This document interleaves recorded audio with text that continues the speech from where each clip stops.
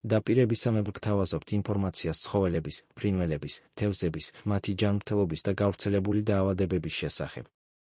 ასევე მოვლის და ფსიქოლოგიის თემაზე. გარე ოტიტი ძაღლებში.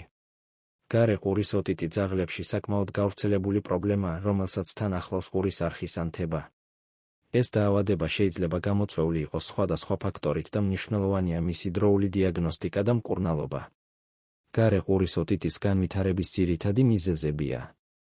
ალერგია, საკვების ან გარემოს ალერგიამ შეიძლება გამოიწვიოს კანის ანთება, რაც ასევე მოიცავს ყურის არხს.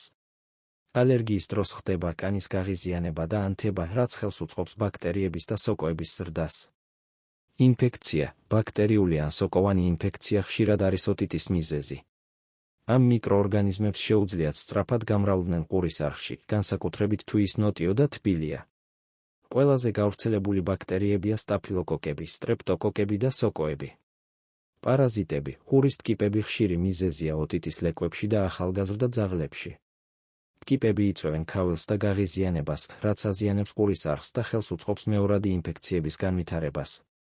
ანატომიური თავისებურებები, ზოგიერთი ჯიშის ძაღლებს, როგორიცაა კოკერ სპანიელები და ბასეთ ჰაუნდები, აქვთ ჩამოკიდებული ყურები, რაც ზღუდავს ჰაერის ცირკულაციას ყურის არხში და ქმნის იდეალურ გარემოს ინფექციის განვითარებისთვის.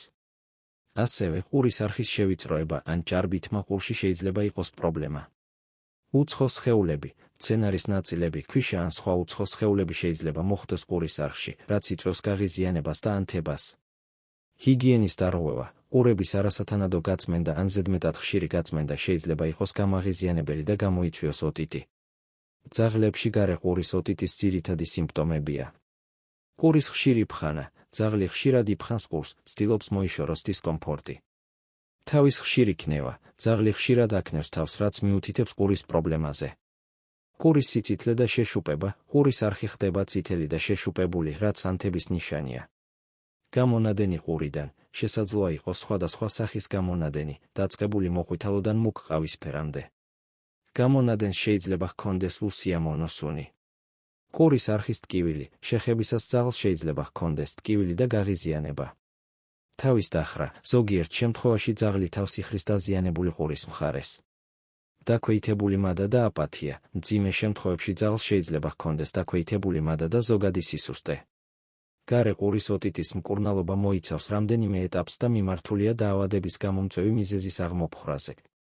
ყურის არხის გაწმენდა, პირველი ნაბიჯია ყურის არხის საფუძვლიანი გაწმენდა სპეციალური სითხით, რომელიც ხსნის გამონადენს და ჭუჭქს.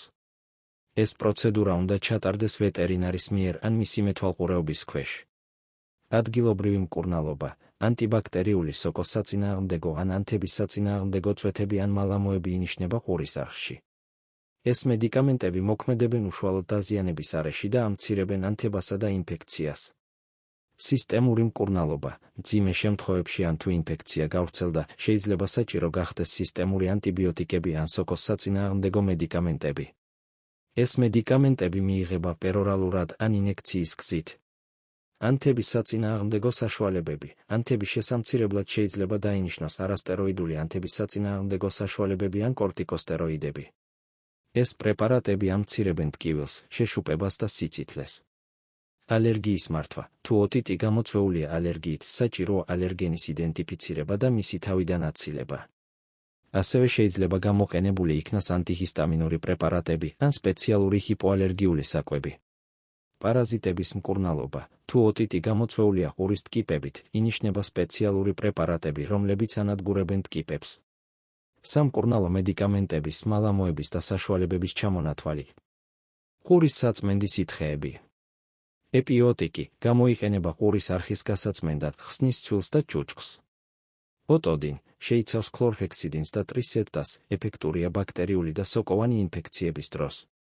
მალაციდი, შეიცავს ძმარმჟავას და ბორისმჟავას, გამოიყენება სოკოვანი ინფექციების დროს. ადგილობრივი მედიკამენტები, წვეთები და მალამოები. სუროლანი შეიცავს მიკონაზოლს, პოლიმიქსიმს და პრედნიზოლონს, ეფექტურია ბაქტერიული, სოკოვანი ინფექციებისა და ანთების დროს. პანალოგ, შეიცავს ნეომიცინს, თიოსტრეპტონს, ნისტატინს და ტრიამცინოლონს, ეფექტურია ბაქტერიული, სოკოვანი ინფექციებისა და ანთების დროს. აურიზონი შეიცავს მარბოფლოქსაცინს, კლოტრიმაზოლს და დექსამეტაზონს, ეფექტურია ბაქტერიული სოკოვანი ინფექციებისა და ანთების დროს.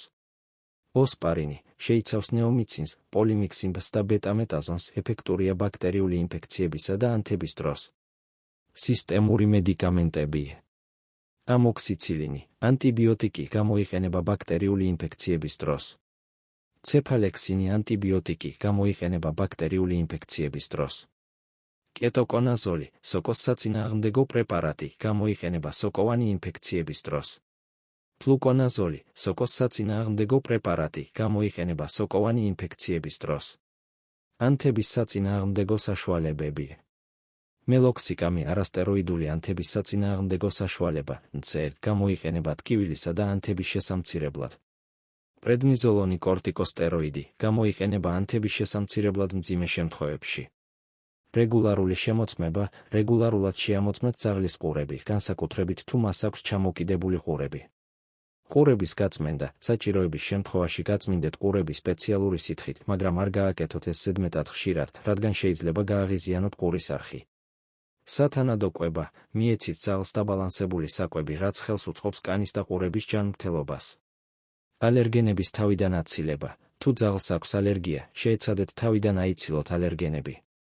ვეტერინართან კონსულტაცია. თუ შეამჩნევთ ყურის პრობლემებს, მიმართეთ ვეტერინარს დროული დიაგნოსტიკისა და მკურნალობისთვის. დასვით თქვენი კითხვები კომენტარებში. ასევე მოგწერეთ, რის შესახებ გსურთ მოგიმზადოთ ინფორმაცია.